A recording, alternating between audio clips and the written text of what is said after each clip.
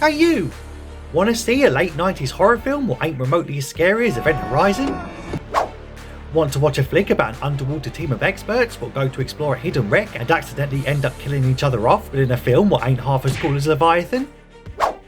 Want to enjoy a movie adaptation of a successful Michael Crichton book but don't like dinosaurs, fun or killer cowboy robots? Well, have I got just the movie for you, fella. For I give you Superhead, eh? Sphere. The sphere. The sphere. Sphere. The sphere. The sphere. The sphere. The sphere. Sphere. The sphere. The sphere. The sphere. The sphere.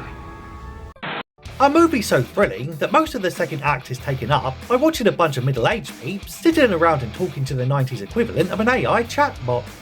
While Samuel L. Jackson, in the peak of his career, channels the mood of the audience by constantly falling asleep. Not a joke.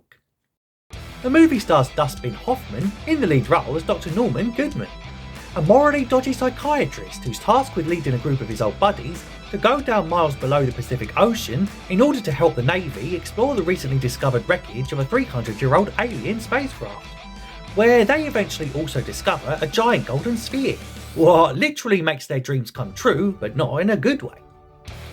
And after making contact with some digital AI fella who calls himself Jerry for some reason, they soon discover that all their deeply held subconscious resentments of one another are actually causing them to die IRL, and mainly by manifesting deadly deep-sea creatures like swarms of mutant jellyfish and giant fuck-off squid monsters. Oh my, this is tragic news. With an all-star cast featuring 90s leg spreader extraordinaire Sharon Stone. And here is a drug-addicted, mentally unstable basket case who can't get over her past affair with Rayman, who totally took advantage of her by shagging her brains out when she was a vulnerable patient of his. And also stars a young Liev Schreiber, a young Liev Schreiber. And here playing a specky sciencey guy who's desperate to meet aliens, and who eventually gets his face roasted worse than Madonna's on Borgia. Chock full of star-studded cameos from the likes of Queen Latifah and a random admin assistant called Jane. Sphere is a sci-fi like you've never seen it before. Yep, the movie is a rip-roaring ride through highly original genre themes and tropes, like the need to always be careful what you wish for, and how the bloody black character always seems to die first and shit. Directed by sci-fi expert and veteran Barry Levinson, whose genre credits include, checks notes, Good Morning Vietnam and Young Sherlock Holmes, the movie indeed made a splash in the box office. Well, more like a small ripple I guess, given it debuted in third place, made a record loss and couldn't even beat Adam Sandler's Wedding Singer. Bullshit! It was a goddamn joke! Which is super sad, because the movie does attempt to ask deep philosophical questions about human nature. Like, can humans ever truly be trusted to be sensible with power? Or will we ever be able to just leave old shipwrecks in peace, even when we know no good ever comes from exploring them, and there's a high risk of exploding whenever we try to go down there? Bruh.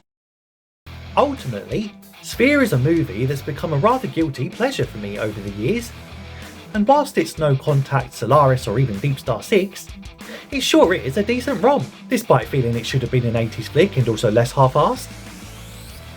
So what's the verdict? Can I recommend you this movie?